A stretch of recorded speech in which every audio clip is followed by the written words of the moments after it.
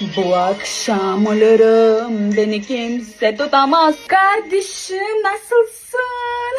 Günaydın. Ben uçurum gibi dışarı gözler. Nima? O'chirib qo'ying? Sen bu shularnicha ovozi balandligi uchunmi, so'zlarini tushunmagani uchun o'chirdivasan, o'rtoq. So'rasang bo'ladi-yu, mendan tarjimasini, o'rtoq. Uyalma. Normalni ashula eshitishga ham qo'ymalaring edi. Просто men Turkiyani sog'indim-de. Havas bilan qaragan, menga shunda sen ham borasan Turkiyaga. Nima? Turkiyaga qiziqmaysan? Hamma borishdan oldin shunaqa deydi, bilasanmi? Lekinchi bilasanmi, men hech qachon unaqa demaganman. Men har doim bilganman, shu Serkan Po'latni qoni meni qonimda oqishini. Evet. Voy, yana turkcha so'zlayurim.